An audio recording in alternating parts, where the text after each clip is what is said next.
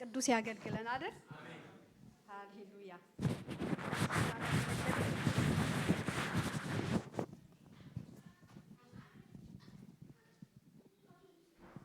እግዚአብሔር የተባረከ ይሁን። በጣም ደስ ብሎኛል።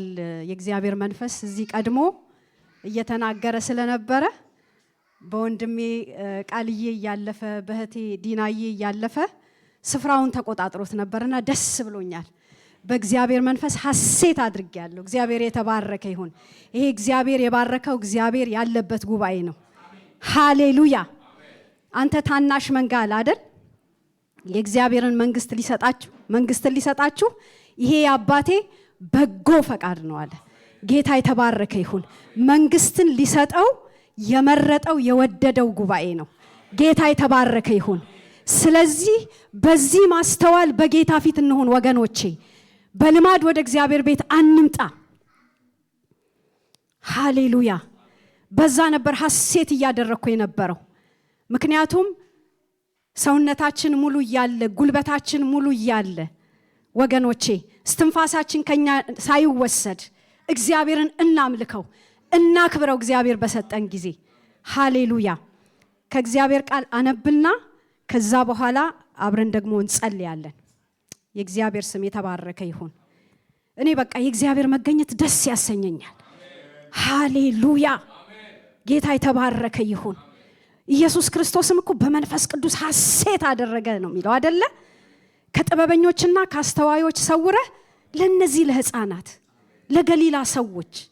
በጣም እኮ ነው የሚገርመው። ላልተማሩት የእግዚአብሔርን ቃል ደግሞ በፍጹም ግልጽነት እንዲናገሩ ሰጣቸው ይላል።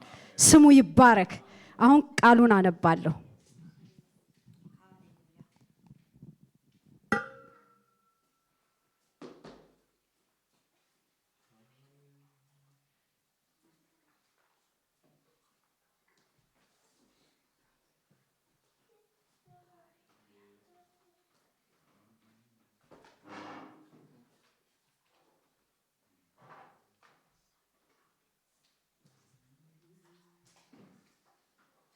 የማቴዎስ ወንጌል ምዕራፍ 6 ከቁጥር 25 ጀምሮ ያለውን እናወጣለን።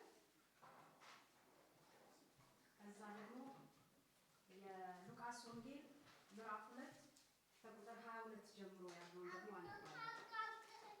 እኔ እንግዲህ መነጽሬ ከርቀት ነው የሚያሳየኝ፣ በቅርብ ግን ያው ማንበብ ስለምችል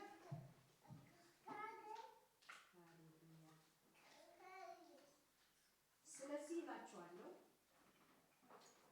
ከቁጥር 25 ጀምሮ ያው መጀመሪያ ላይ ማቴዎስ ወንጌልን ነው ማለት ነው።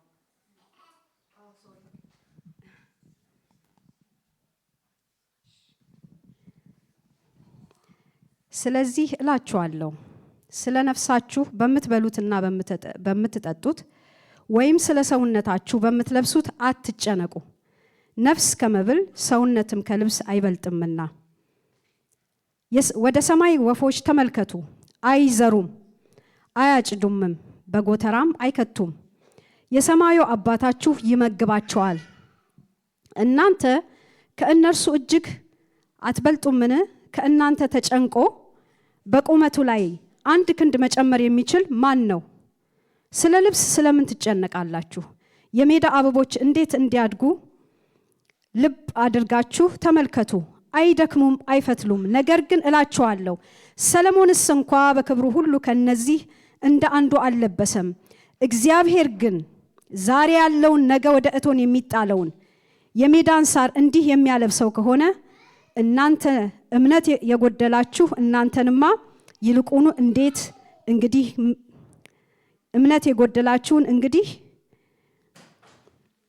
እንዲህ የሚያለብሳቸው ከሆነ እናንተ እምነት የጎደላችሁ እናንተንማ ይልቁኑ እንግዲህ ምን እንበላለን፣ ምን እንጠጣለን፣ ምንስ እንለብሳለን ብላችሁ አትጨነቁ። ይህንንስ ሁሉ አሕዛብ ይፈልጋሉ። ይህ ሁሉ እንዲያስፈልጋችሁ የሰማይ አባታችሁ ያውቃልና። ነገር ግን አስቀድማችሁ የእግዚአብሔርን መንግስት ጽድቁንም ፈልጉ፣ ይህ ሁሉ ይጨመርላችኋል። ነገ ለራሱ ይጨነቃልና ለነገ አትጨነቁ፣ ለቀኑ ክፋቱ ይበቃዋል።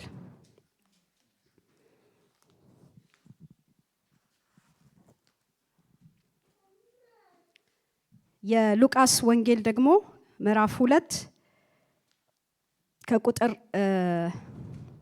25 ጀምሮ ያለውን አነባለሁኝ። ከቁጥር 21 እሺ። ሊገርዙት 8 ቀን በሞላ ጊዜ በማህፀን ሳይገረዝ በመልአኩ እንደተባለ ስሙ ኢየሱስ ተብሎ ተጠራ። እንደ ሙሴ ሕግ የመንጻታቸው ወራት በተፈጸመ ጊዜ በጌታ ሕግ የእናቱን ማህፀን የሚከፍት ወንድ ሁሉ በጌታ የተቀደሰ ይባላል ተብሎ እንደተጻፈ በጌታ ፊት ሊያቆሙት በጌታ ሕግ 2 ዋሊያና ወይም 2 እርግብ ጫጩቶች እንደተባለው መስዋዕት ሊያቀርቡ ወደ ኢየሩሳሌም ወሰዱት ይላል። እንግዲህ እንደዚህ አይነት መስዋዕት የሚያቀርቡት 2 ዋኖስ ወይም የእርግብ ጫጩቶች የመስዋዕት ስርዓቶች አሉ። የተለያዩ የመስዋዕት ስርዓቶች አሉና ሰው እንዳቅሙ ነው የሚያቀርበውና ይሄ መስዋዕት የሚቀርበው በቃ መናጢ ደሃ የሆኑ ሰዎች የሚያቀርቡት መስዋዕት ነው። እና ለኢየሱስ የቀረበው ይሄ መስዋዕት ነው። እግዚአብሔር የተባረከ ይሁን። በሱ ድህነት እኛ ባለጠጎች እንድንሆን እግዚአብሔር የተባረከ ይሁን። እነሆ በኢየሩሳሌም ስምዖን የሚባል ሰው ነበረ። ይህም ሰው የእስራኤልን መጽናናት ይጠባበቅ ነበር። ጻድቅና ትጉህም ነበር። መንፈስ ቅዱስም በእርሱ ላይ ነበር። በጌታ የተቀባውን ሳያይ ሞትን እንዳያይ በመንፈስ ቅዱስ ተረድቶ ነበር። በመንፈስም ወደ መቅደስ ወጣ። ይህንን አስተውላችኋል? በመንፈስም ወደ መቅደስ ወጣ። በልማድ ሳይሆን ማለት ነው። በመንፈስ ሃሌሉያ። በመንፈስም ወደ መቅደስ ወጣ። ወላጆቹም እንደ ሕጉ ልማድ ያደርጉለት ዘንድ ሕፃኑን ኢየሱስን ባስገቡት ጊዜ እርሱ ደግሞ ተቀብሎ አቀፈው። እግዚአብሔርንም እየባረከ እንዲህ አለ፣ ጌታ ሆይ አሁን እንደ ቃልህ ባሪያህን በሰላም ታሰናብተዋለህ። ዓይኖቼ በሰዎች ሁሉ ፊት ያዘጋጀኸውን ማዳንህን አይተዋል። ይህም ለአሕዛብ ሁሉን የሚገልጥ ብርሃን፣ ለሕዝብ ለእስራኤል ክብር ነው። ዮሴፍና እናቱ ስለ እርሱ በተባለው ነገር ይደነቁ ነበር። ስምዖንም ባረካቸው።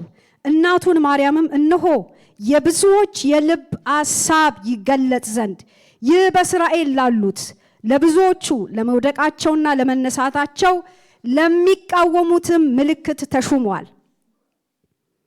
በመንፈስ ቅዱስ ተመርቶና ተሞልቶ ነው የሚናገረው ይህንን ትንቢት። የዚህ ሕፃን መወለድ የሚያመጣውን ማለት ነው። እግዚአብሔር የተባረከ ይሁን። ባንቺም ደግሞ በነፍስሽ ሰይፍ ያልፋል አላት። ከአሴርም ወገን የምትሆን የፋኑኤል ልጅ ሐና የምትባል አንዲት ነቢይት ነበረች። እርሷም ከድንግልናዋ ጀምራ ከባሏ ጋር 7 ዓመት ኖረች። እርሷም 84 ዓመት ያህል መበለት ሆና በጣም አርጅታ ነበር። በጾምና በጸሎት ሌሊትና ቀን እያገለገለች ከመቅደስ አትለይም ነበር። በዚያችም ሰዓት ቀርባ እግዚአብሔርን አመሰገነች። የኢየሩሳሌምን ቤዛ ለሚጠባበቁት ሁሉ ስለሱ ትናገር ነበር። ሁሉን እንደ ጌታ ሕግ ከፈጸሙ በኋላ ወደ ገሊላ ወደ ከተማቸው ወደ ናዝሬት ተመለሱ። ሕፃኑም አደገ፣ ጥበብም ሞልቶበት በመንፈስ ጠነከረ። የእግዚአብሔርም ጸጋ በእርሱ ላይ ነበር ይላል። ጌታ የተባረከ ይሁን። እንጸልያለን። ሃሌሉያ ሃሌሉያ። የምናገርበት ርዕስ ቤዛችንን ተስፋችንን ኢየሱስ ክርስቶስን በትጋት በዝግጅት እንጠባበቅ የሚል ነው። ሃሌሉያ ሃሌሉያ። ኢየሱስ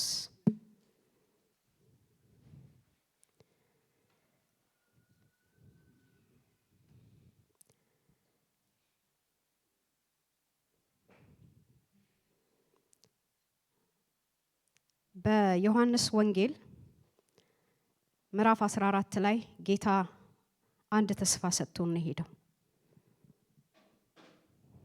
ልባችሁ አይታወክ፣ በእግዚአብሔር እመኑ፣ በእኔም ደግሞ እመኑ። በአባቴ ቤት ብዙ መኖሪያ አለ። እንዲህስ ባይሆን ባልኳችሁ ነበረ፣ ስፍራን አዘጋጅላችሁ ዘንድ እሄዳለሁና። ሄጄም ስፍራ ባዘጋጅላችሁ እኔም ባለሁበት እናንተ ደግሞ እንድትሆኑ ሁለተኛ እመጣለሁ፣ ወደ እኔም ወስዳችኋለሁ። ከናንተ ሲወሰድ ያያችሁት ጌታ ተመልሶ ይመጣል አሏቸው አይደለ? በዛ በደብረ ዘይት ተራራ ላይ ከፍ ከፍ ብሎ ኢየሱስ ከደቀ መዛሙርቱ ተለይቶ በሄደ ጊዜ ወደ 500 የሚሆኑ ሰዎች ነበሩ፣ ያዩት ነበሩ፣ ወደ 500 የሚሆኑ ሰዎች። ነገር ግን 120ዎቹ ግን በጸሎት ወደ ኢየሩሳሌም ተመልሰው ያንን ጌታ የገባላቸውን የተስፋ ቃል እየተጠባበቁ በጸሎት ይተጉ ነበር። ሃሌሉያ! ያዩት 500 ሰዎች ነበሩ። በኋላ ግን 120 ሰዎች ነበር ሲተጉ የነበረው። ሃሌሉያ! በዛ በሚተጉበትም ቦታ ላይ የእግዚአብሔር ኃይል የእግዚአብሔር መንፈስ በኃይል በእያንዳንዳቸው ላይ መጣ። ሃሌሉያ! ቅድም ሲናገር ነበር ወንድሜ ቃልዬ፣ እግዚአብሔር ይባርከው። በኢየሩሳሌም፣ በሰማሪያ፣ በኢየሩሳሌም፣ በይሁዳ፣ በሰማሪያ እስከ ምድር ዳር ድረስ ምስክሮቼ ትሆናላችሁ አላቸው። ሃሌሉያ! ዛሬም ወገኖቼ ምስክሮች እንድንሆን እግዚአብሔር ጠርቶናል። ምስክሮቹ እንድንሆን ኃይሉን አለብሶናል። እግዚአብሔር የተባረከ ይሁን።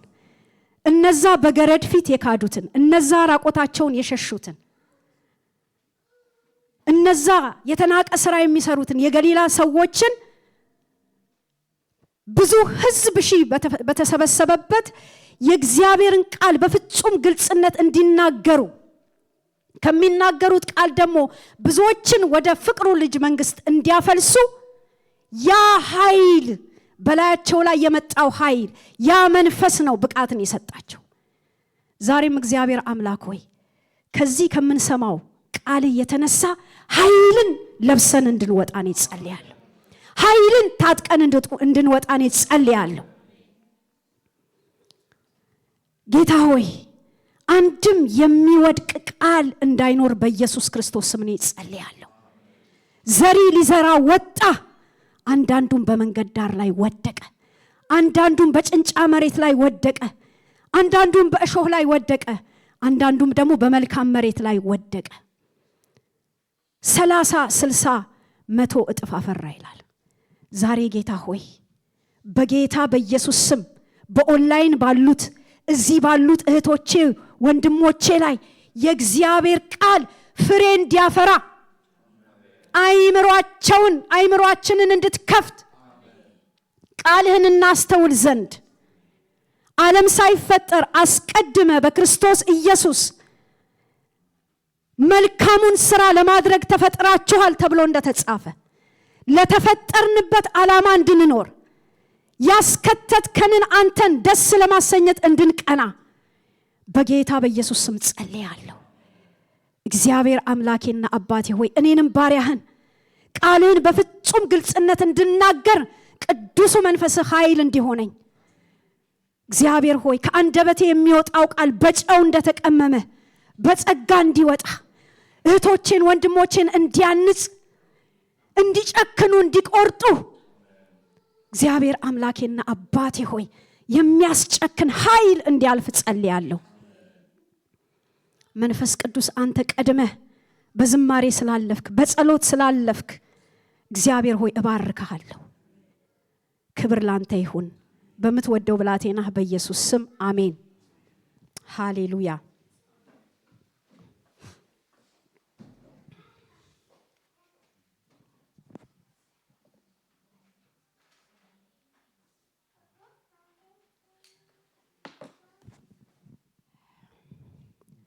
እንግዲህ በዚህ ባነበብኩት በማቴዎስ ወንጌል ላይና በሉቃስ ወንጌል ላይ ያለውን ሐሳብ አያይዤ ሐሳቡን እነግራችኋለሁ። ግን ዋናው የምናገርበት ርዕስ ምንድነው? ቤዛችንን በትጋት በዝግጅት እንጠባበቅ የሚል ነው። እግዚአብሔር የተባረከ ይሁን። እግዚአብሔር በዝግጅት እንድንጠብቀው ይፈልጋል። ከነዚህ ዝግጅቶች ውስጥ ደግሞ ምን ማድረግ እንዳለብን በመጀመሪያ ማቴዎስ ወንጌል ላይ ሄደን እናያለን። እግዚአብሔር የተባረከ ይሁን።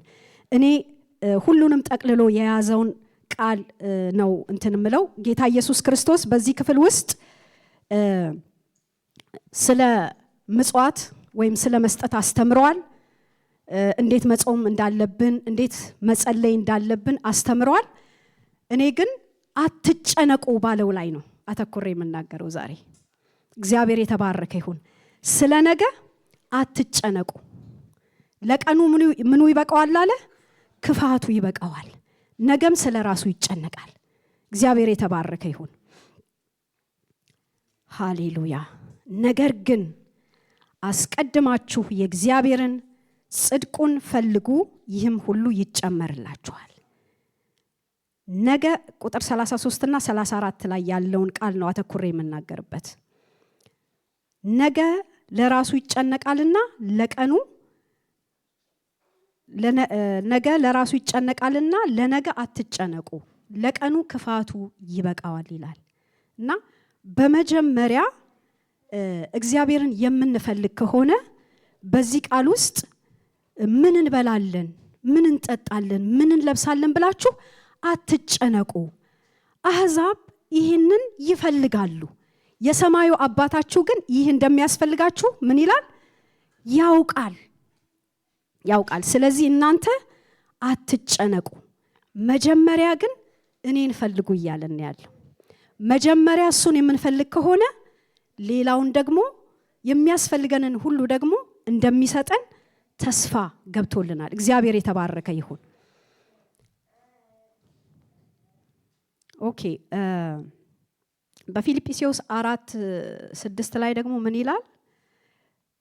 ጌታ ቅርብ ነው፣ በነገር ሁሉ በጸሎት በምልጃ ከምስጋና ጋር ልመናችሁን በእግዚአብሔር ፊት አስታውቁ እንጂ በአንዳች አትጨነቁ። እግዚአብሔር የተባረከ ይሁን። ለምንድን ነው ጌታ እዚህ ላይ ስትረስ አድርጎ የተናገረው? ለምን? የሰው ሁሉ ጭንቀት ስለሆነ ነው። ያመነም ያላመነም ሰው ነገ ምን ይሆን፣ ምን ይመጣ ይሆን፣ ከዚህ በኋላ ቀጣዩ ነገር ምን ይሆን እያለ ይጨነቃል። ነገር ግን ዛሬን እንደሚገባው ለእግዚአብሔር ክብር ሳይኖርበት ሳይጠቀምበት እድሜውንና ዘመኑን ዝም ብሎ ያሳልፋል ማለት ነው። ይሄ ደግሞ የእግዚአብሔር ፈቃድ አይደለም። ዛሬን ነው እንድንኖርኛ የተጠራ ነው። ዛሬን ለእግዚአብሔር ክብር ተጠቅመንበት እንድናልፍ ነው እግዚአብሔር የጠራን። ነገ በእኛ እጅ አይደለም ወገኖቼ፣ በእኛ እጅ አይደለም። በነጋችን ላይ ግን እግዚአብሔር ቆሞበታል። ትላንትና ዛሬ ነገ ያልሆነው ማን ነው? በዘላለም ውስጥ የሚኖረው እግዚአብሔር ነው። እግዚአብሔር የተባረከ ይሁን። ስለዚህ እግዚአብሔር ሕይወትን የሚያክል ነገር በክርስቶስ ኢየሱስ ከሰጠን፣ ይህን የእግዚአብሔርን ሕይወት ከሰጠን ሌላውንማ ትንሹን ነገር በእርግጥ ይሰጠናል ነው የሚለን። በእርግጥ ይሰጠናል። ምክንያቱም ይሄ ሕይወት አሁን ምድራዊውን ሕይወት እየኖርን ነው አይደል? በስጋ እየኖርን ያለ ነው፣ በምድር ሕይወት ማለት ነው። ይሄ የተሰጠን የእግዚአብሔር ሕይወት ግን የማይጠፋ ነው፣ የዘላለም ነው፣ የማይበሰብስ ነው፣ የማይሞት ሕይወት ነው። ለዘላለም ከሱ ጋር የምንኖርበት ሕይወት ነው። ይሄ ሕይወት ደግሞ የእግዚአብሔር ሕይወት ነው። በመንፈስ ቅዱስ የምንኖርበት ሕይወት ነው።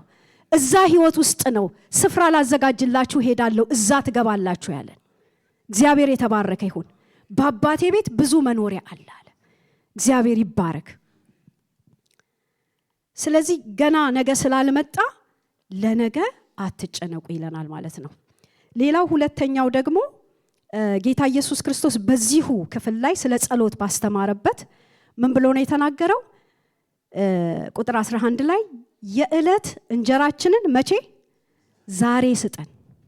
የዕለት እንጀራችንን ዛሬ ስጠን፣ የነገን አይደለም፣ የዛሬን የዕለት እንጀራችንን ዛሬ ስጠን ብላችሁ ጸልዩ። ትዝ ይላችሁ እንደሆነ በምድረ በዳ በሙሴ አማካኝነት እግዚአብሔር ወደ ተስፋው ምድር ሊያስገባው ያለውን ሕዝብ ይሄንን እንትን ሰጥቶታል አይደለ? መመሪያ ሰጥቶታል ማለት ዕለት ዕለት የየዕለቱን መና እንዲለቅሙ በሙሴ አማካኝነት ትእዛዝን ሰጥቷቸው ነበር። ያንን ግን ሲተላለፉ አይታችሁ እንደሆነ አሁን በእስራኤላውያን ቅዳሜ ነው ሰንበት አይደለ? ቅዳሜ ነው ሰንበታቸውና አርብ ቀን የሁለት ቀን እንዲለቅሙ ይነገራቸዋል ማለት ነው። የየዕለቱን እንዲለቅሙ በተነገራቸው ቀን አብዝተው ሲለቅሙ ምንድነው የሚሆነው? ይተላል፣ ይሸታል። የየዕለቱን ግን በሚለቅሙበት ሰዓት ግን እንደ እግዚአብሔር ቃል ሁሉ ነገር እንደ እግዚአብሔር ቃል ሲደረግ እግዚአብሔር ያንን ይባርከዋል። የየዕለቱን ነው የሚባርከው እግዚአብሔር። ስለዚህ በየዕለቱ ለእግዚአብሔር ክብር እንኑር እያልኳችሁ ነው። እግዚአብሔር የተባረከ ይሁን። ሁለተኛው ነጥብ እዚህ ጋር የእግዚአብሔር መንፈስ እንድናስተውለው የሚፈልገው ነገር ምንድነው? ለነገ አታስቡ አላለንም። ለነገ አትጨነቁ ነው የተባልነው። ለምን? በያዕቆብ ምዕራፍ 4 ቁጥር 15 ላይ ምንድነው የሚለው? እግዚአብሔር ቢፈቅድ ብንኖር ይሄንንና ያንን እናደርጋለን ማለት ይገባችኋል ይለናል። እግዚአብሔር የተባረከ ይሁን። ለነገ እናስባለን፣ ፕላን እናደርጋለን አይደል? እቅድ እናወጣለን።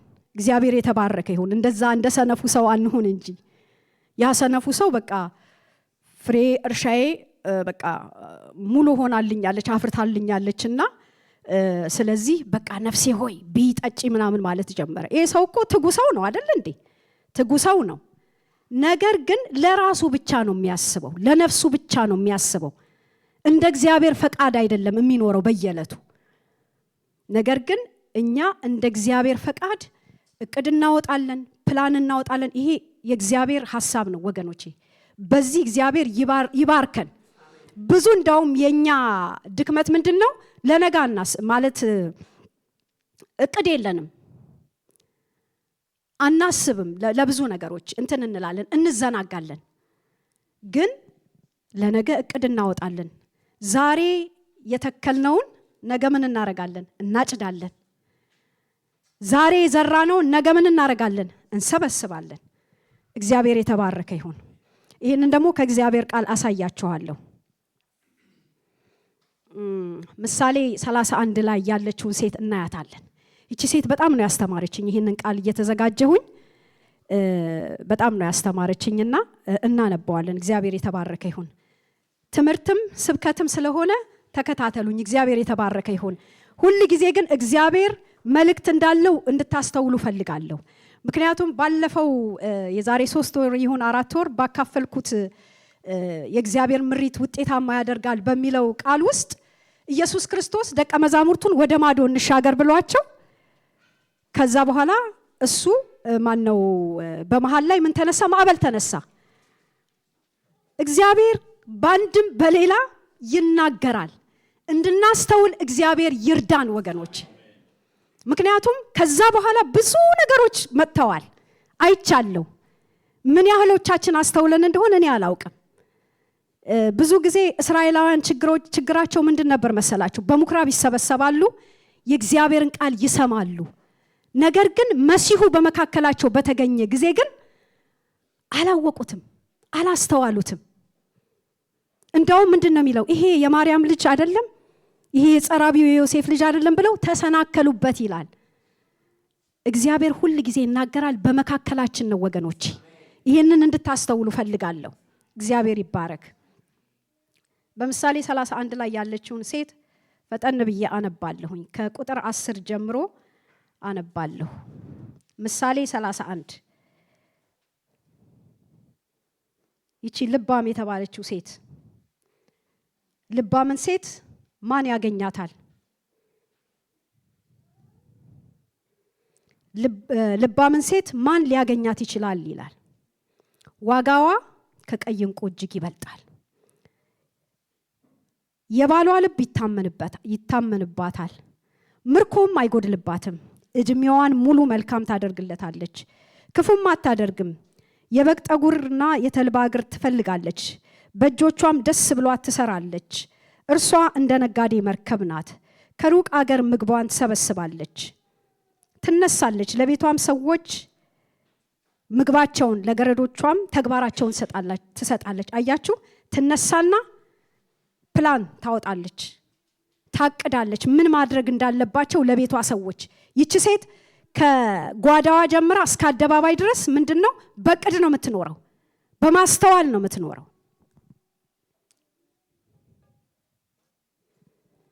ገና ሌሊት ሳለ ትነሳለች፣ ለቤቷም ሰዎች ምግባቸውን ለገረዶቿም ተግባራቸውን ትሰጣለች። እርሻም ተመልክታ ትገዛለች፣ ከእጇም ፍሬ ወይንን ትተክላለች። ወገቧን በኃይል ትታጠቃለች፣ ክንዷንም ታበረታለች። ንግዷም መልካም እንደሆነ ትመለከታለች። መብራቷም በሌሊት አይጠፋም፣ እጇንም ወደ አመልማሎ ትዘረጋለች። ጣቶቿም እንዝርትን ይይዛሉ። እጇን ወደ ድሃ ትዘረጋለች፣ ወደ ችግረኛም እጇን ትሰዳለች። ለቤቷ ሰዎች ከበረዶ ብርድ የተነሳ አትፈራም። የቤቷ ሰዎች ሁሉ እጥፍ ድርብ የለበሱ ናቸው። ለራሷ ግብር መርፌ ስጋጃ ትሰራለች፣ ጥሩ በፍታና ቀይ ግምጃም ትለብሳለች። ባሏ በአገር ሽማግሌዎች መካከል በሸንጎ በተቀመጠ ጊዜ በበር የታወቀ ይሆናል። የበፍታ ቀሚስ እየሰራች ትሸጣለች፣ ለነጋዴም ድግን ትሸጣለች። ብርታትና ከበሬታ ልብሷ ነው፣ በኋላም ዘመን ትስቃለች። አፏን በጥበብ ትከፍታለች፣ የርህራሄ ሕግ በምላሷ አለ። የቤቷን ሰዎች አካሄድ በደህና ትመለከታለች፣ የሐኬትንም እንጀራ አትበላም። ልጆቿ ይነሳሉ፣ ምስጋናዋን ይናገራሉ፣ ባሏ ደግሞ እንዲህ ያመሰግናታል። መልካም ያደረጉ ብዙ ሴቶች አሉ፣ አንቺ ግን ከሁሉ ትበልጫለሽ። ውበት ሐሰት ነው፣ ደምግባትም ከንቱ ነው። እግዚአብሔርን የምትፈራ ሴት ግን እርሷ ትመሰገናለች። ከእጆቿ ስራ ስጧት፣ ስራዎቿን በሸንጎ ያመስግኗት ይላል። እና ይችን ሴት ራሱን የቻለ ይሄ ትልቅ ትምህርት የሚወጣው ነው። እና ነገር ግን ከዚች ሴት የምንማረው ነገር ምንድነው? ብርታትና ቁጥር 25 ላይ ምን ይላል? ብርታትና ከበሬታ ልብሷ ነው ይላል። በኋለኛው ዘመን ደግሞ ምን ታደርጋለች ይላል? ትስቃለች። ይሄንን ሳቅ ማን ያመጣላት? ዘመኗ የጸጸት ሳይሆን የደስታ የምትጸጸትበት ሳይሆን በኋለኛው ዘመን ደስ ብሏት እግዚአብሔርን የምታመሰግን የሆነችበት ምክንያት ምንድነው? የቀኖቿ ጥርቅም ነው። አይታችኋል? እቺ ሴት የኖረችው ኑሮ በእያንዳንዱ ቀን እንዴት ነው የኖረችው? እግዚአብሔርን በመፍራት ነው። እግዚአብሔርን በመፍራት ነው የኖረችው። ስለዚህ ስራዎቿ ውበቷ አይደለም፣ ያላት ነገር አይደለም ያስመሰገናት፣ ነገር ግን ስራዎቿ ነው ያስመሰገኗት። እግዚአብሔር የተባረከ ይሁን። የቀኖቿ ጥርቅም ቀኗን የተባረከ አደረገላት። በውጭም የምትኖረው በውስጥም የምትኖረው እግዚአብሔርን በመፍራት ነው። ውጭም የምትኖረው እግዚአብሔርን በመፍራት ነው። እነዚህ ቀኖች ተጠራቅመው ዘመኗን ዋጅተው የኖረችው ኑሮ ለሌሎችም ደግሞ በረከት የሆነ ነው። እግዚአብሔር የተባረከ ይሁን። በምትወጣበትና በምትገባበት በምትገኝበት ቦታ ሁሉ እቺ ሴት ምንድናት? ለሰዎች በረከት ናት። እግዚአብሔር የተባረከ ይሁን። እኛ ከዳንን በኋላ ዝም ብለን ለራሳችን ብቻ ሆነን እንድንኖር ሳይሆን የሚፈልገው ጌታ ለሌሎችም በረከት እንድንሆን ነው። የተረፈ ህይወት እንዲኖረን ነው። ስለዚህ ዘመኗ ምን ሆነባት? በተለይ በኋለኛው ዘመን የሚለው ስታዩት የሳቅ ነው የሆነላት፣ የደስታ ነው የሆነላት። አልተጸጸተችም፣ ከጸጸት ወጣች። እግዚአብሔር የተባረከ ይሁን። ስለዚህ እኛም የቀናችንን ጥርቅም ስለሆነ ይህን ነገር የሚያመጣልን ለነገ መጨነቅ ሳይሆን ለነገ ምን እንላለን? እናስባለን፣ እቅድ እናወጣለን። ቀናችንን በእያንዳንዱ ቀን በፕላን እንኖራለን። እግዚአብሔር ይሄ ነገር ደስ ስለሚያሰኘው ማለት ነው። እግዚአብሔር የተባረከ ይሁን። ስለዚህ ውበት ሐሰት ነው፣ ደምግባትም ደግሞ ከንቱ ነው።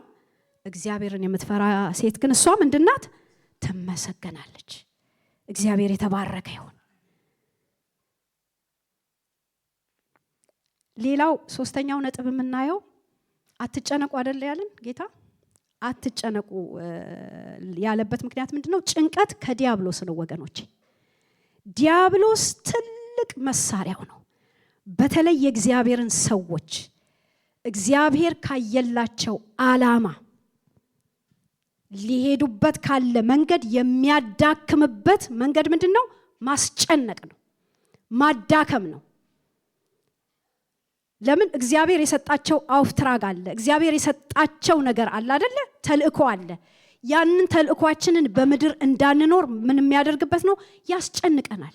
ጊዜያዊ በሆነ ነገር፣ በሚያልፍ በሚጠፋ ነገር ህይወታችንን አንቆ ይዛል ማለት ነው።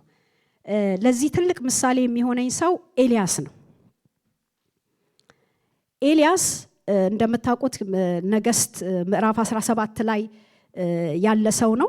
በእህቶች ጸሎት ዓርብ ዕለት እየተከፋፈል ነው ነበርና በጣም የሚገርም ጊዜ ነው የነበረንና ኤልያስ ያንን ተሐድሶ ያመጣ ሰው፣ ያንን በሁለት ሐሳብ ሲያነክስ የነበረውን ህዝብ፣ የእግዚአብሔርን ህዝብ፣ የቃል ኪዳኑን ህዝብ ወደ እግዚአብሔር ሐሳብ የመለሰ ሰው ነው።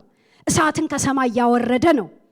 በአምላኩ በእግዚአብሔር ሕያው እግዚአብሔርን ብሎ ተወራርዶ ማለት ነው።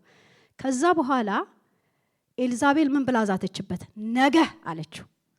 ነገ ከነዚህ ነቢያቶች ካሳረድካቸው፣ ታውቃላችሁ በቂሶን ወንዝ ላይ እንትን ብሎ ተወራርዶ በዛን ሰዓት የነበሩትን 800 የሚሆኑ ነቢያቶችን አሳረዳቸው አይደለ? ስለዚህ ምን አለች? ነገ በዚህ ሰዓት ከነዚህ ካሳረድካቸው ነቢያቶች ነፍስህን እንደ አንዱ ባላደርጋት አማልክት ይህን ያርጉብኝ ይህን ይጨምሩብኝ ብላ ተናገረች ማለት ነው። ለምን ዛሬ አለልች? አትችልማ፣ አትችልም። ጠላት አይችልም። እግዚአብሔር የተባረከ ይሁን። ዛሬን እናንተ እንደ እግዚአብሔር ፈቃድ ኑሩ እንጂ ለእግዚአብሔር ክብር ቀናችሁን ተጠቀሙበት እንጂ አይችልም። ጠላት አይችልም። በምንም አይነት መልኩ አይችልም። ለምን? ይሄ ሰው ድንገት የተነሳ ሰው ነው። በዛ ዘመን የነበረውን ግልሙትና፣ የኤልዛቤልን ግልሙትና ከዛ ምድር ላይ ለመጥረግ፣ ሰዎችን ለመቀባት እግዚአብሔር የተጠቀመበት ሰው ነው። በእያንዳንዱ ቀን ደግሞ አይታችሁ እንደሆነ ምዕራፍ 17 ላይ ሂድ፣ ተሸሸግ፣ ተቀመጥ፣ ተገለጥ እያለ እግዚአብሔር በመንፈሱ የመራው ሰው ነው። በእያንዳንዱ ቀን ለእግዚአብሔር ክብር ነው የኖረው። ስለዚህ የኤልዛቤል ዛቻ ሳይሆን ያገኘው እግዚአብሔር ያዘጋጀለት የክብር ሰረገላ ነው። አሜን፣ ሃሌሉያ። ስለዚህ እናንተ ለእግዚአብሔር ክብር ጨክናችሁ ኑሩ እንጂ እግዚአብሔር የሚላችሁን ነገር በእያንዳንዱ ቀን ታማኞች ሆናችሁ ኑሩ እንጂ ያለ እግዚአብሔር ፈቃድ በእኛ ላይ ምንም ነገር አይሆንም። እግዚአብሔርም ፈቅዶት ከመጣ እግዚአብሔር ይባረክ። በመናልፍበት ወጀብና አውሎ ነፋስ ውስጥ ምን አለው? እግዚአብሔር መንገድ አለው። ሃሌሉያ፣ እግዚአብሔር የተባረከ ይሁን። ስለዚህ በአንደኛ ጴጥሮስ ምዕራፍ 5 ላይ ምንድነው የሚለን? እርሱ ስለእናንተ ያስባልና የሚያስጨንቃችሁን ሁሉ ምን አድርጉት? በእርሱ ላይ ጣሉት። እግዚአብሔር የተባረከ ይሁን። ታዲያ ይሄ ጻድቅ፣ ይሄ አማኝ ሰው እንዴት ይኖር? ለእግዚአብሔር ክብር እንዴት ይኖር? አትጨነቁ ብቻ ሳይሆን ሳንጨነቅ ዘመናችንን፣ ትውልዳችንን ዋሽተን መኖር የምንችልበትን ምክር ደግሞ አሁን ይመክረናል እግዚአብሔር። እግዚአብሔር የተባረከ ይሁን። ሃሌሉያ። ኤፌሶን ላይ ነው የሚሄደው። ኤፌሶን ምዕራፍ 5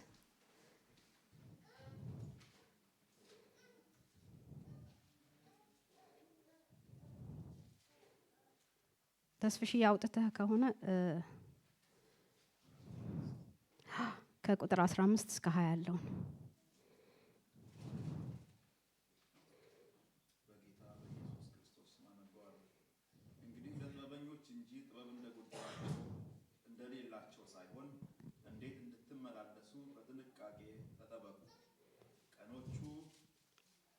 ናቸውና ዘመኑን ዋጁ።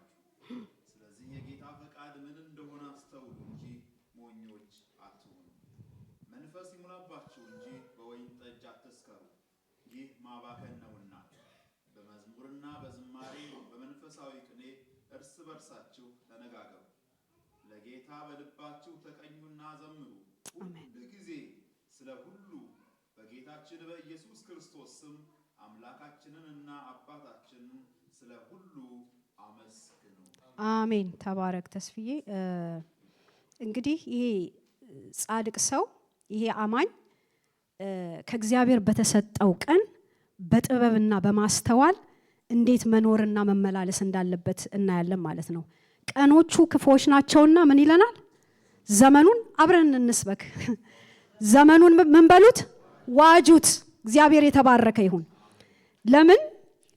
ቀኖቹ በራሳቸው ክፉ ስለሆኑ አይደለም። እያንዳንዱ ቀን በቂ የሆነ የራሱ ክፋት አለው የእግዚአብሔር ቃል እንደሚለን። ግን ቀኖቹ በራሳቸው ክፉዎች ስለሆኑ ሳይሆን በቀኑ ላይ ያሉ እርኩሳን መናፍስቶችና አጋንንቶች አሉ። በክፉ ደግሞ የሚመሩ ሰዎች አሉ። እንዳውም ዮሐንስ ምንድን ነው የሚለን? ዓለምና ሞላው በምን ተይዟል ይለናል? በክፉ እንደተያዘ እናውቃለን።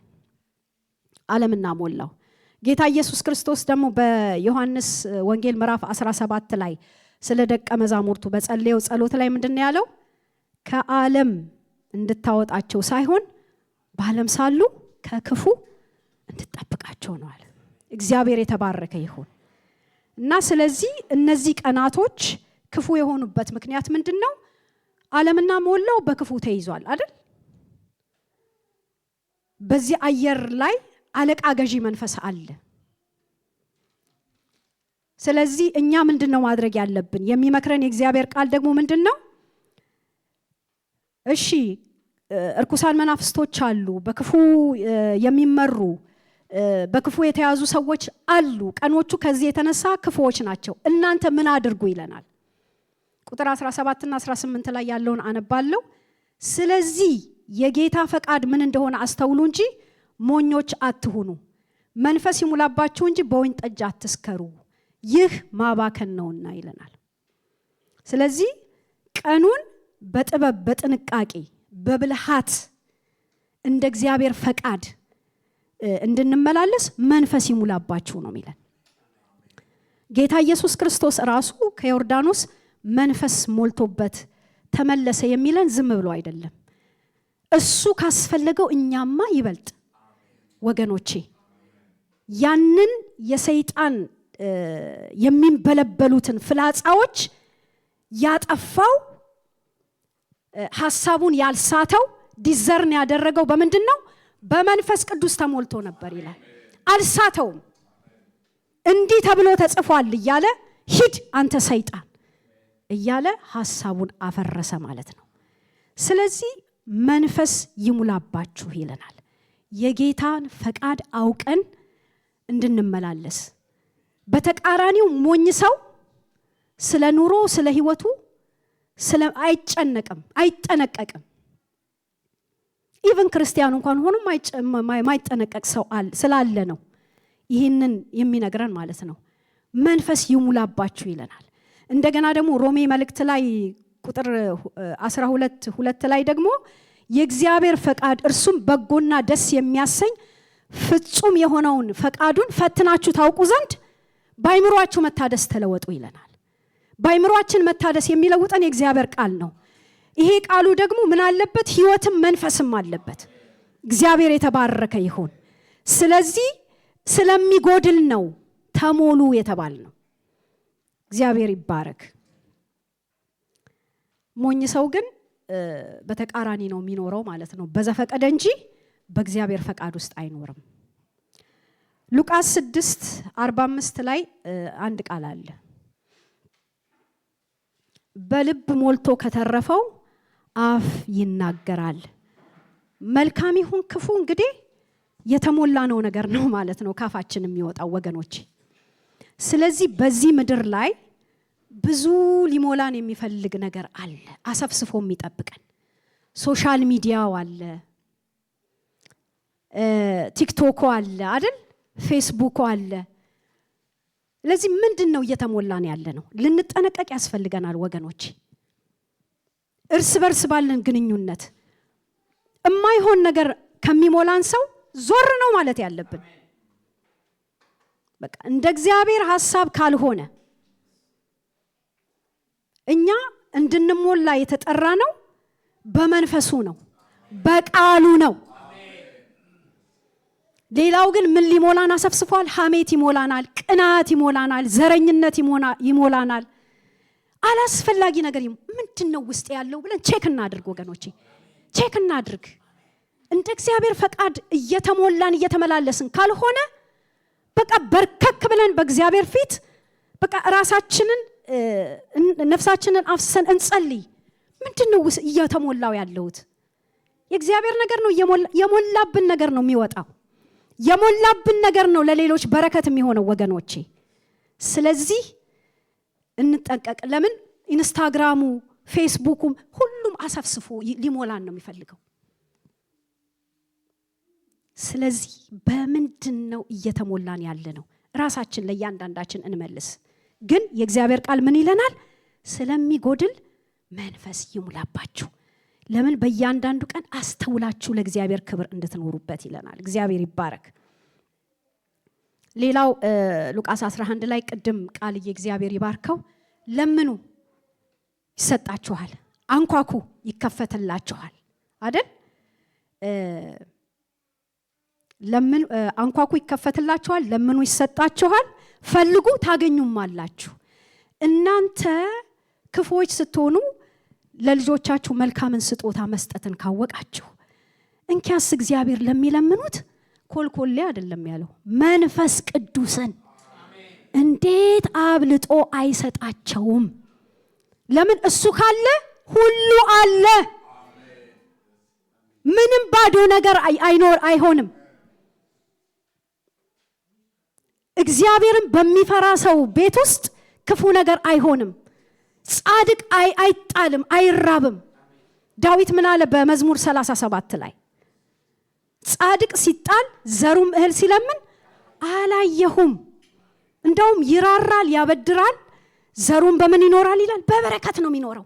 ጸጸት የለበትም። እንደዚህች ሴት በምሳሌ 31 ላይ እንዳየናት ጸጸት የለም። በቃ እንደውም የተረፈረፈ ህይወት ነው የሚኖረው። ለራሱ ብቻ አይደለም ደግሞ እንደዛ እንደ ሰነፍ ሰው ለሌሎች የሚተርፍ ነገር አለው፣ የሚቆረስ ነገር አለው። እግዚአብሔር ይባረክ።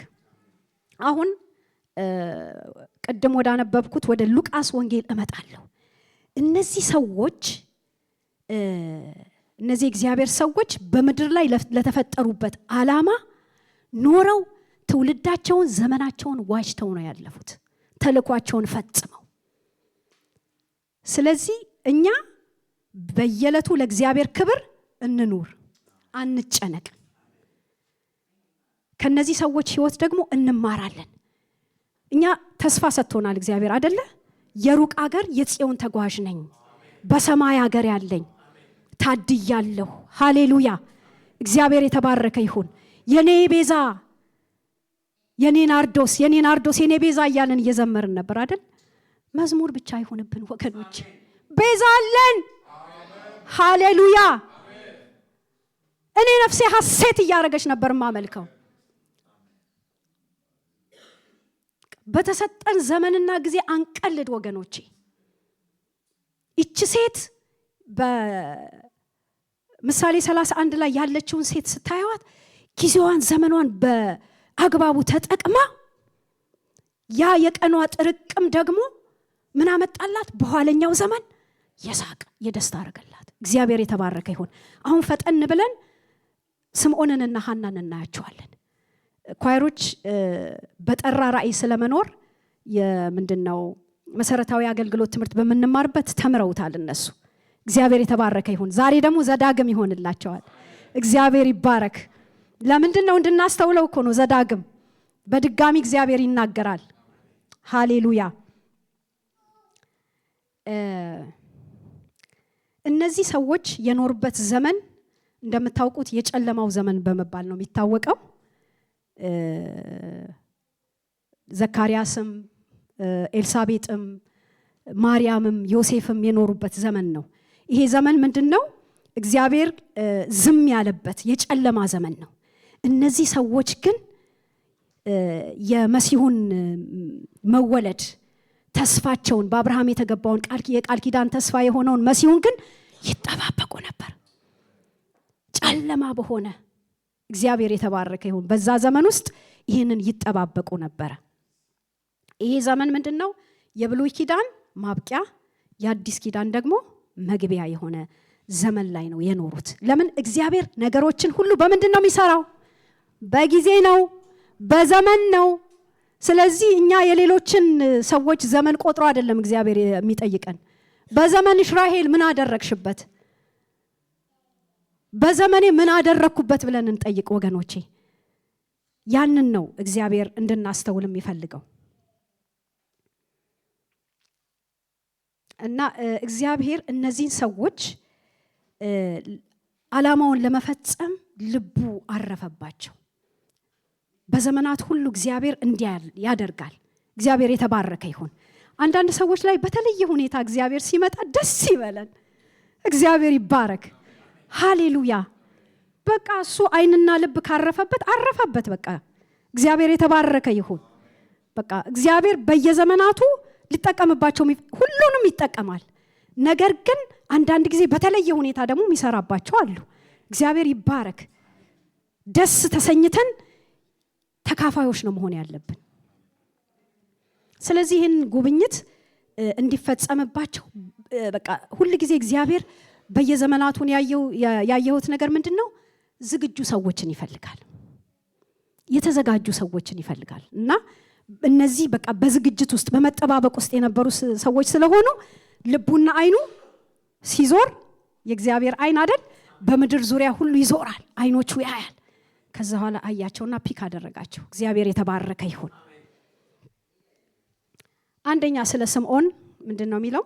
የእስራኤልን መጽናናት ይጠባበቅ ነበር ይላል። የእስራኤልን መጽናናት ይጠባበቅ ነበር።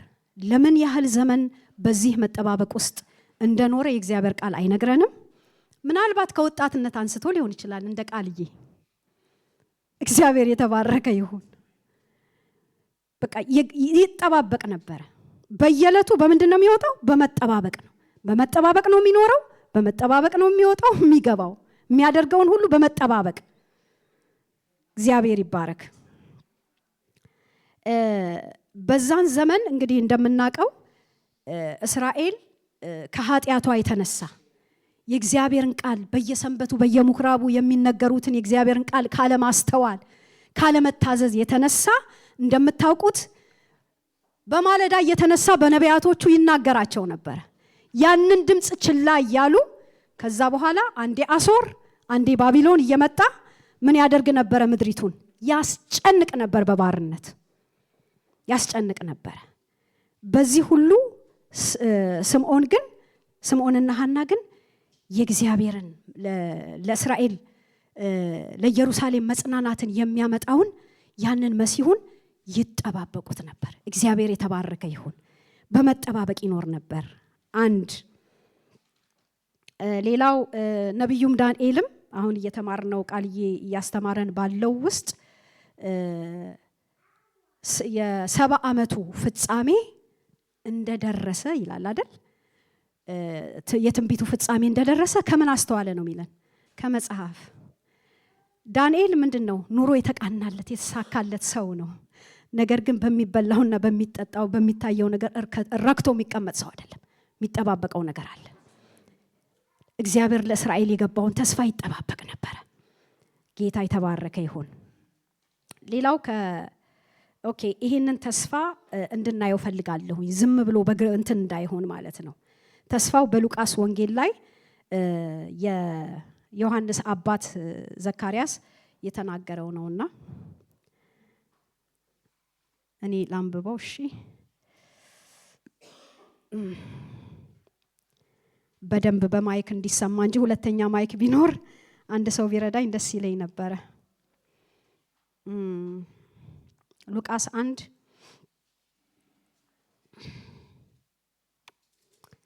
ሃሌሉያ ከ67 ጀምሮ ይሄ መጽሐፍ ደግሞ የሉቃስ ወንጌል በቃ የመንፈስ ቅዱስ መጽሐፍ ነው። እግዚአብሔር የተባረከ ይሁን። ቃልዬ እሺ ከ67 እስከ 76 ያለውን ሉቃስ 1 ከ67 እስከ 78 እንደዚህ ያለውን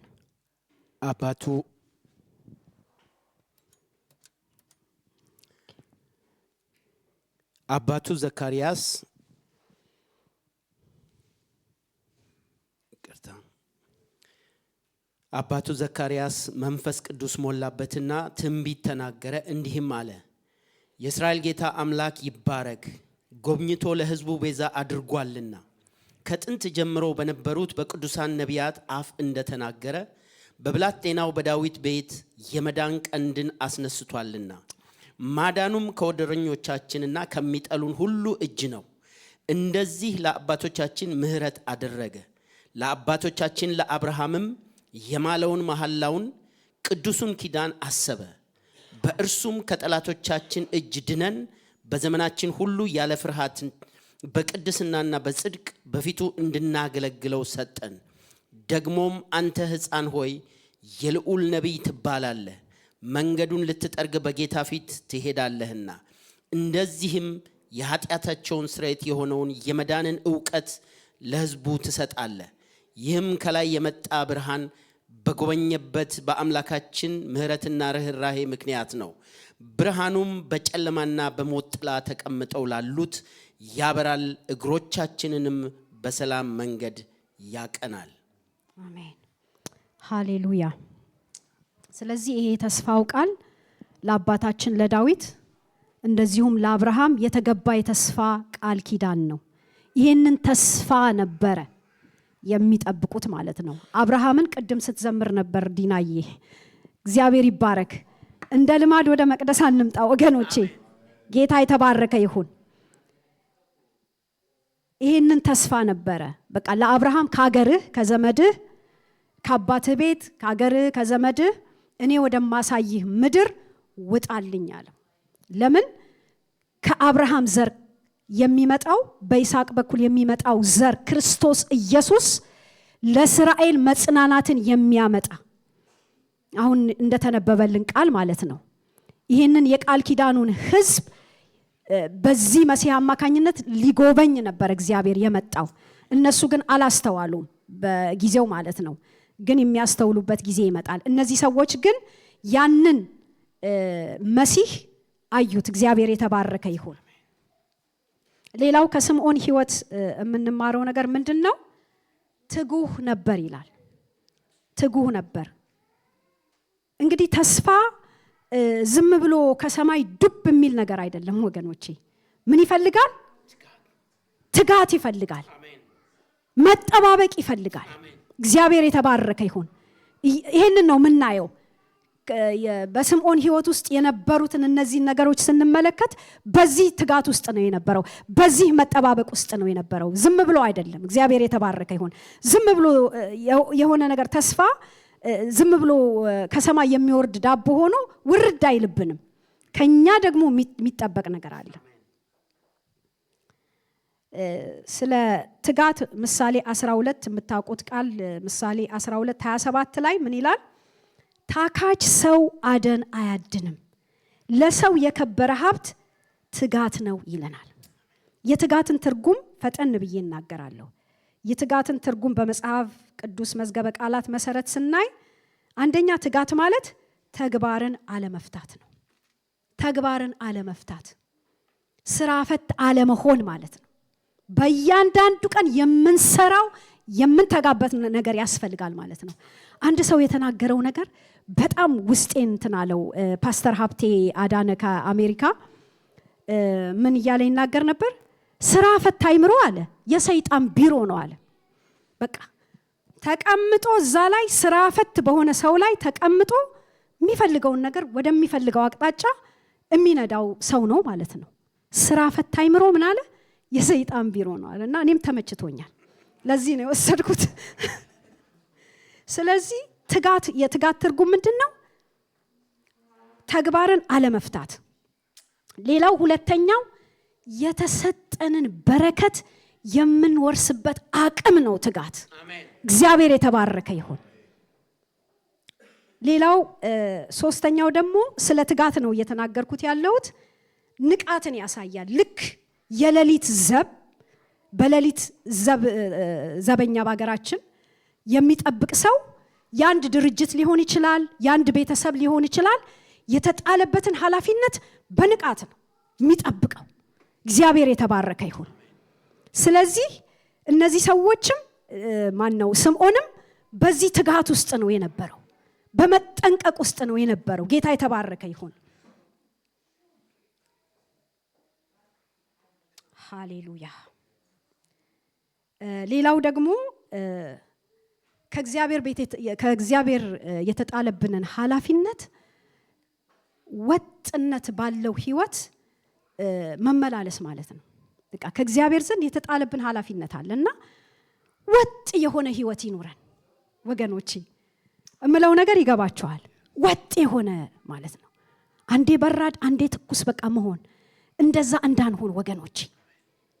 በቃ ወጥ የሆነ ህይወት እግዚአብሔር ለሰጠን ነገር። አለበለዚያ እውነቴን ነው የምላችሁ በዚህ ነገር ውስጥ ካልሆንን እኔ ይሄንን ሐሳብ እግዚአብሔር ከሰጠኝ በጣም ቆይቷል። እኛ እንዳውም ዲሴምበር ወር ላይ ነው ይሄንን ትምህርት የተማርነው ከኳየሮች ጋር እና ወጥ የሆነ ህይወት ይኖረን። በቃ ወይ በራድ ወይ ትኩስ አይደለም፣ በቃ ካፌ ልተፋህ ነው አለ እና ወጥነት ያለበት ህይወት እንዲኖረን እግዚአብሔር ይርዳን። ማለት በዚህ ምድር ላይ ነን የምንኖረው። የተለያየ የሚያዳክመን ነገር አለ፣ ግን በቃ ጨክነን የሚያስጨንቀንን ሁሉ አይደል እርሱ ስለእናንተ ያስባልና በእርሱ ላይ ጥለን በእርሱ ላይ ተደግፈን እኛ ግን የተሰጠንን ተስፋ ለመውረስ በዚህ መጠባበቅ ውስጥ በዚህ ትጋት ውስጥ እንድንሆን የእግዚአብሔር ቃል ይመክረናል ማለት ነው። እግዚአብሔር የተባረከ ይሁን። ሌላው ከስምዖን ህይወት የምናየው ጻድቅ ነበረ ይላል። እንግዲህ የጻድቅ ማለት ደግሞ በእግዚአብሔር ፊት የመቆም መብት ማግኘት ወይም በእግዚአብሔር ፊት ትክክል መሆን ተቀባይነት ማግኘት ነው የሚለውና እኛ እንግዲህ ትክክለኛነት ያገኘነው በኢየሱስ ክርስቶስ ነው። እግዚአብሔር የተባረከ ይሁን። ይህንን የጽድቅ ህይወት ሳንለፋ ሳንጥር በጸጋው ነው የሰጠን። ስሙ ይባረክ። ጌታ የተባረከ ይሁን። ግን ስለ ኤልሳቤጥና ስለ ዘካርያስ ሲናገር ሉቃስ 1:6 ላይ ሁለቱም በጌታ ትእዛዝ ህግጋት ሁሉ ያለ ነቀፋ እየሄዱ በእግዚአብሔር ፊት ጻድቃን ነበሩ ይላል። ስለዚህ እኛ ደግሞ በእግዚአብሔር ህግጋት በእግዚአብሔር ቃል በመንፈስ ቅዱስ እየተመራን ስንሄድ ይሄ ትክክል የሆነው ህይወት ይሄ የተሰጠን ጽድቅ ደግሞ መጠበቅ አለበት ወገኖቼ። ሊጠበቅ ያስፈልገዋል። ካልጠበቅ ነው ብዙ ይህንን ህይወት ደግሞ ሊቀራመተን የሚፈልግ አለ። ሌላው አራተኛው ከስምዖን የምናየው ምንድነው? መንፈስ ቅዱስ በእርሱ ላይ ነበረ ይላል። እግዚአብሔር ይባረክ። በጌታ የተቀባውን ሳያይ ሞትን እንዳያይ በመንፈስ ቅዱስ ተረድቶ ነበር ይላል።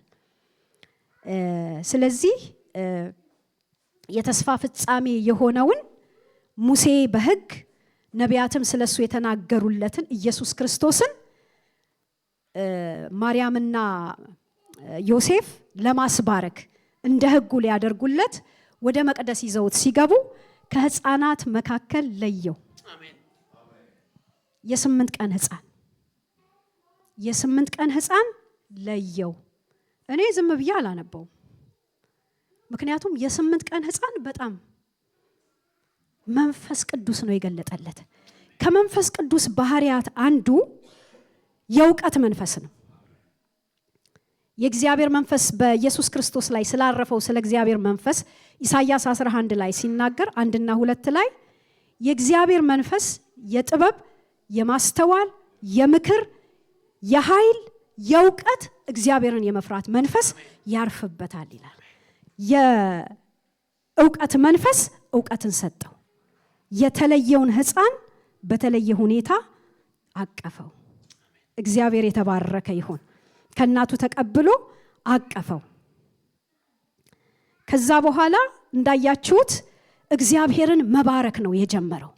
በመንፈስ ቅዱስ ሐሴት አደረገና ይሄንን እኮ ነው ስጠብቅ የነበረው፣ ይሄንን ነበር ስናፍቅ የነበረው። ዋው! እግዚአብሔር የተባረከ ይሁን። የእግዚአብሔርን ነገር የተሰጣቸውን ተልእኮ አንድ የተረዳው ነገር ነበረ። በጌታ የተቀባውን ሳያይ ሞትን እንደማያይ ተረድቶ ነበረ። ለዚህ ነው የኖረው፣ ለዚህ ነው የሞተው። እግዚአብሔር እንዲያድርግልን ወገኖቼ፣ እግዚአብሔር ይባረክ። ሃሌሉያ። እንደዚህ እኮ ብንሆን እግዚአብሔር የሰጠንን በእኔ ዘመን በእናንተ ዘመን እግዚአብሔር በትውልዳችሁ መካከል ሊሰራ የፈለገው ነገር እኮ ከገባን እርስ በርስ አንገፋፋም፣ እርስ በርስ እንትን አንልም። ትግላችን አለ ቃልዬ ሲያስተምር ያዕቆብ የታገለው ከእግዚአብሔር ጋር ነው፣ እውነተኛውን በረከት ፍለጋ እንጂ ከወንድም ከእህት ጋር አንታገልም ወገኖቼ። እና ይሄንን ያድርግልን። ይሄ ሰው ምን እያልኳችሁ ነው? ገብቶታል፣ ገባው። ለዚህ ነው የኖረው፣ ለዚህ ነው የሞተው። ስለዚህ የምንኖርለት የምንሞትለት ራእይ ይኑረን። አንዳንድ ሰዎች በሚገርም ሁኔታ ራሳቸውን እንኳን አይደል እንዴ ከቦምብ ጋር ከተለያየ ነገር ጋር ለማጥፋት ለገባቸው ነገር ይሰጣሉ አይደል እንዴ? ለሰይጣን ሐሳብ ለእግዚአብሔር ሐሳብ ሳይሆን ምንኖርለትና ምንሞትለት ራእይና ተልእኮ ይኑረን። አሜን፣ ሃሌሉያ። እነዚህ ሰዎች ታሪክ ሰርተው ነው ያለፉት፣ ጥሩምባ ነፍተው አይደለም። አንዴ በሆነ ርዕስ ላይ ቃልዬ ያስተምር ነበር። በጣም ውስጤ ነው የቀረው።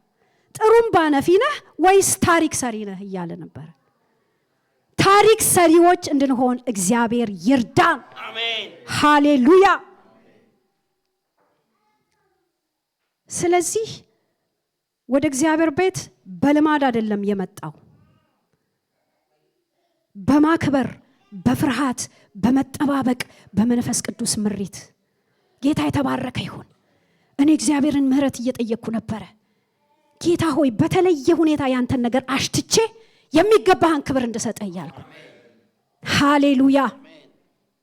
እርስ በርስ አንለማመድ፣ የእግዚአብሔርን ነገር አንልመድ፣ መዝሙር አንልመድ፣ ስብከት አንልመድ ወገኖቼ። አይለመድም እግዚአብሔር። ሃሌሉያ። የተለየ መረዳት መንፈስ ቅዱስ ሰጠው። እግዚአብሔር ይባረክ። ሌላዋ ለመጨረሻ የምናያት ሐና ናት። ሐናም ከአሴር ወገን የነበረች ከባሏ ጋር ነብይት ሐና ይላታል። ለ7 ዓመት ከኖረች በኋላ ለ84 ዓመት ደግሞ መበለት ሆና በጣም አርጅታ ነበር ይለናል። ነገር ግን እቺ ሴት በጣም በሚያስደንቅ ሁኔታ ትጉ ሴት ነበረች። በጾም በጸሎት ሌሊትና ቀን እያገለገለች ከመቅደስ አትለይም ነበር ይላል። በዚያ ሰዓት ቀርባ ስምዖን ለይቶ ባየበት ሰዓት እግዚአብሔር የተባረከ ይሁን። ለዚህ እኮ ነው መጽሐፍ ቅዱስ ላይ ተጽፎ የነዚህ ሰዎች ህይወት እኛ የምንማርበት የምንቀረጽበት ለህይወታችን መመሪያ የምናገኝበትን መታሰቢያ የሆነ ህይወት ጥለውልን አለፉ። እኛም ደግሞ እንደዚህ አስበን እንኑር። እግዚአብሔር የተባረከ ይሁን። ከዚች ሴት ደግሞ የምናየው ምንድነው? በምንም አይነት ነገር ምክንያትን እንዳንሰጥ፣ ምክንያቶቻችን ሁሉ ከኛ የምትቆርጥ ሴት ናት። እርጅና እኮ በራሱ ተግዳሮት ነው አይደል እንዴ? በጣም አርጅታ ነበረ ይለናል። ነገር ግን በጾም በጸሎት ሌሊትና ቀን እያገለገለች በትጋት እያገለገለች ከመቅደስ አትለይም። እግዚአብሔር የተባረከ ይሁን። በዛ ሰዓት ቀርባ የናፈቀችውን ጌታ የተጠባበቀችውን ጌታ አየችው እንደ ስምዖን። እንደገና ማየት ብቻ ሳይሆን ለሌሎች ደግሞ የኢየሩሳሌምን መጽናናት ለሚጠባበቁ ስለሱ ትናገር ነበር። እግዚአብሔር ይባረክ። እቺ ሴት ትኖር የነበረችው የመጽሐፍ ቅዱስ አዋቂዎች እንደሚናገሩት እዛው ቤተ መቅደሱ አካባቢ ያሉ ቤቶች አሉ። እዛ ውስጥ ትኖር እንደነበረ ነው የሚነግረን ማለት ነው። እና ኢሳይያስ 40 ላይ ቁጥር 31 ላይ ምንድነው የሚለው? እግዚአብሔርን በመተማመን የሚጠባበቁ እነሱ ኃይላቸውን ያድሳሉ፣ እንደ ንስር በከፍታ ላይ ይሄዳሉ፣ ይሮጣሉ አይታክቱም፣ ይሄዳሉ አይደክሙም። ለምን? ለደካማው ኃይልን የሚሰጥ ጉልበት ለሌለው ብርታትን የሚጨምር ጌታ ከነሱ ጋር ስለሆነ እርጅናው ተግዳሮት አልሆነባትም። እኛኮ ጉልበት ይዘን ወጣትነት ይዘን ለስራችን ለተለያየ ነገር ታማኞች ሆነን ለእግዚአብሔር ነገር መታመን አቅቶናል። እግዚአብሔር ይርዳን ወገኖቼ፣ ታማኞች እንድንሆን። ለምን? እየተንቀለቀለ ስለሆነ የእግዚአብሔር እሳት በውስጤ ወገኖቼ። ለዚህ ነው ይሄንን የምናገረው እንደዚህ ጮክ ብዬ። እናስተውል። ስምዖን ከወጣትነት ጊዜው አንስቶ ሊሆን ይችላል እግዚአብሔርን በመጠባበቅ የኖረው፣ አናውቅም።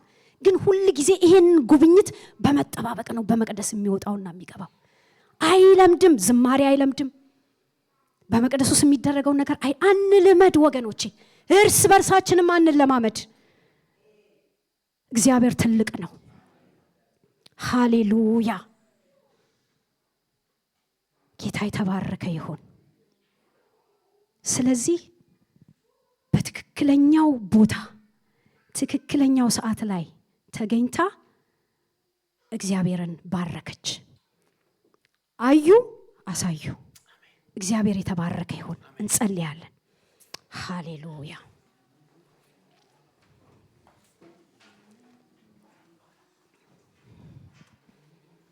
ሃሌሉያ! ሃሌሉያ! እግዚአብሔር የተባረከ ይሁን። እግዚአብሔር እነዚህን ሰዎች ወገኖቼ ተጠቀመባቸው። እኛንም ወንድሜ አንተንም እህቴ አንቺንም እግዚአብሔር ሊጠቀም ይፈልጋል። ቃሉን በከንቱ አያመጣም። እግዚአብሔር መሲሁን ተጠባበቁት፣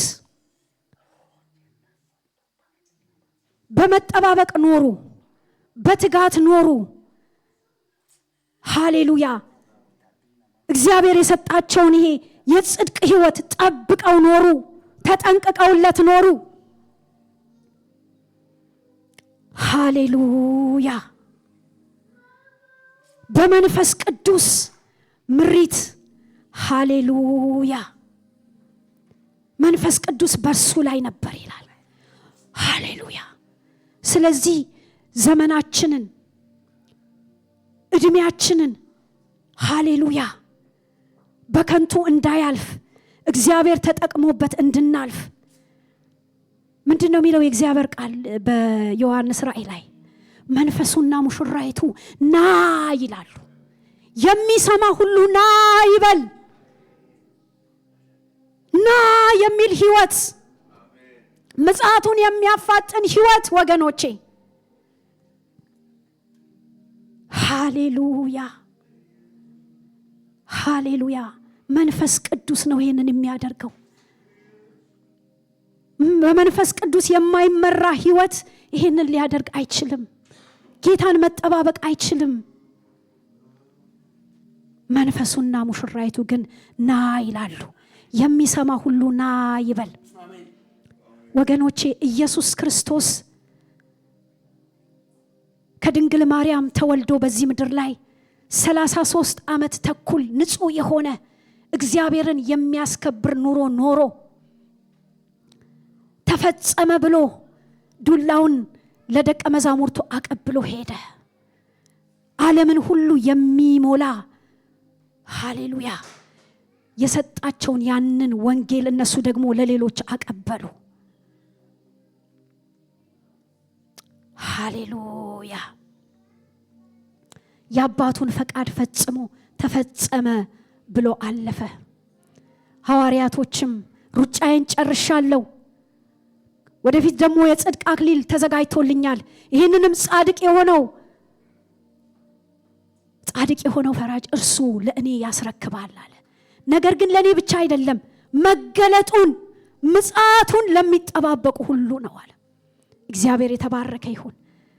ቤተ ክርስቲያን በጽድቅ ሕይወት፣ በትጋት፣ በመንፈስ ቅዱስ ሙላት ተዘጋጅታ ሌሎችንም አዘጋጅታ እንድትጠብቅ ኃላፊነትን ሰጥቷታል። ስለዚህ የተሰጠንን ተልእኮ ለመፈጸም ወገኖቼ እንትጋ፣ አንዘናጋ። ጌታ የተባረከ ይሁን። ጸልያለን አሁን ከወንድሜ ቃልሽ ጋር።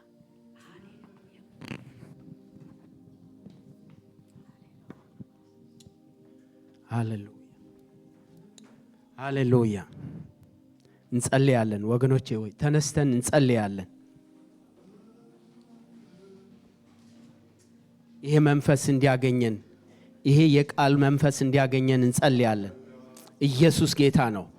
መንፈስ ቅዱስ በመካከላችን አለ። እንጸልይ ወገኖቼ ሆይ አትለፈኝ እንበለው። እዛ መስቀል ላይ እንኳን ተንጠልጥሎ ዛሬ አለው፣ በዛች ሰዓት ዛሬ አለው። ጌታ ቅርብ ነው። በእውነት ለሚለምኑት ጌታ ቅርብ ነው። በእውነት ለሚጠይቁት ጌታ ቅርብ ነው።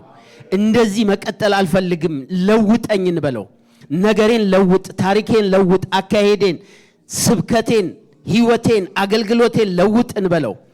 ሃሌሉያ። አቀፈው ይላል እኮ ወገኖቼ ሆይ ይጠባበቅ የነበረውን እጁ አስገባ። ዛሬ እጄ ይግባ በሉ። እግዚአብሔር የተናገራችሁ ነገር፣ እግዚአብሔር ተስፋ የሰጣችሁ ነገር አየችው፣ አሳየች።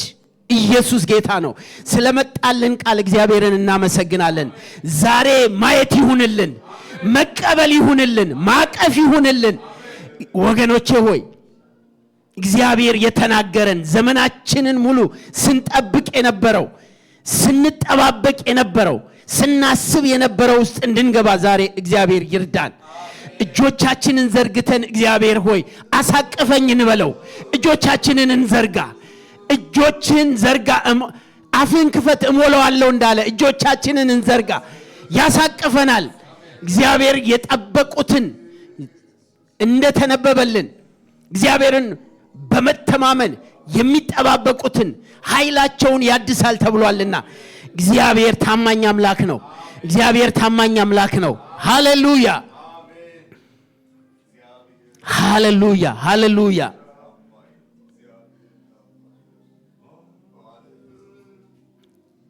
ወላጆቹ እንደ ሕጉ ልማድ ያደርጉ ዘንድ ሕፃኑን ኢየሱስን በአስገቡት ጊዜ እርሱ ደግሞ ተቀብሎ አቀፈው፣ እግዚአብሔርንም እየባረከ እንዲህ አለ ይላል።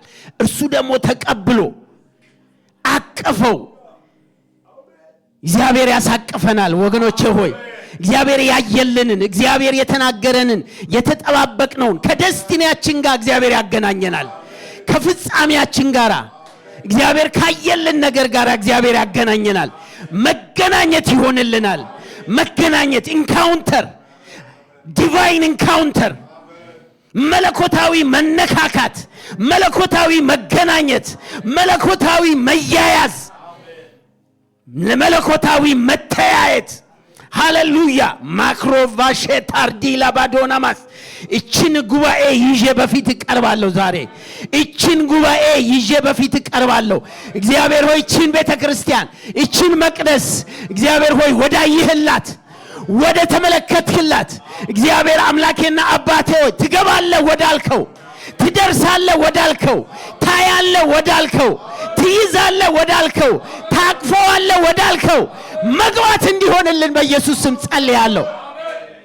እግዚአብሔር ሆይ በግላቸው ሲጠባበቁ እንደነበረ፣ በግላቸው እንደነኩህ እግዚአብሔር ሆይ በነፍስ ወከፍ ዛሬ እንድንነካህ ጸልያለሁ።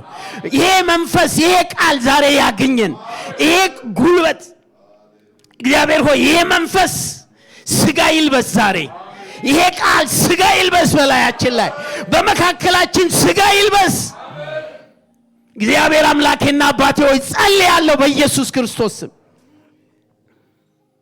ትጋት ያግኘን፣ ትጋት ያግኘን የኔ ጌታ ሆይ ሙላት ያግኘን የኔ ጌታ ሆይ መንፈስ ያግኘን መንፈስ ያግኘን ኃይል ያግኘን እግዚአብሔር አምላኬና አባቴ ሆይ እናመሰግንሃለን ዛሬ አንድ ነገር ስለሆነ ለውጥ ስለሆነ ያድራሻ ለውጥ ስለሆነ የቦታ ለውጥ ስለሆነ የህይወት ለውጥ ስለሆነ እግዚአብሔር አምላኬና አባቴ ሆይ ቃሌ በከንቱ ወደኔ አይመለስም ብለሃል የምታፈልገውን የምትሻውን አድርጎ እግዚአብሔር አምላኬና አባቴ ሆይ ስለሚመለስ እግዚአብሔር አምላኬና አባቴ ሆይ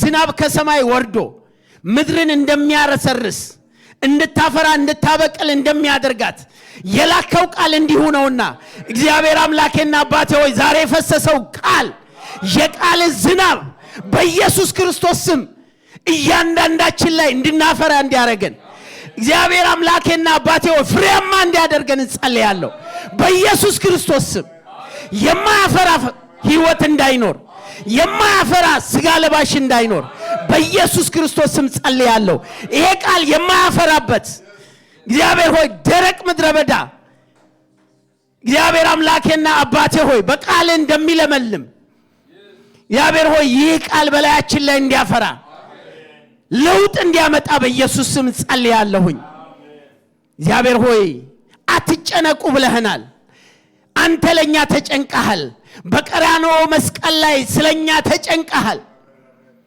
የሚያስጨንቃችሁን በእርሱ ላይ ጣሉት ተብሏል ዛሬ በተለያየ መንገድ የምትጨነቅ ነፍስ እግዚአብሔር አምላኬና አባቴ ሆይ እረፍት እንዲሆንላት እንጸልያለን ከመጣው ቃል የተነሳ ከመጣው መንፈስ የተነሳ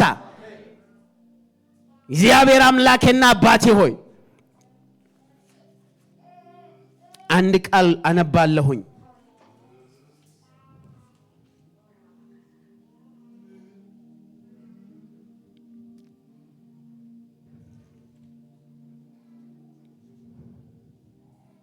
ነገር ግን ይላል ተጨንቃ ለነበረች ጨለማ አይሆንም በመጀመሪያው ዘመን የዛብሎንንና የንፍታሌምን ምድር አቃለለ በኋለኛው ዘመን ግን በዮርዳኖስ ማዶ በባህር መንገድ ያለውን የአሕዛብን ገሊላ ያከብራል በጨለማ የሄደ ሕዝብ ብርሃን አየ በሞት ጥላ አገርም ለኖሩት ብርሃን ወጣላቸው ሃሌሉያ ተጨንቃ ለነበረች ጨለማ አይሆንም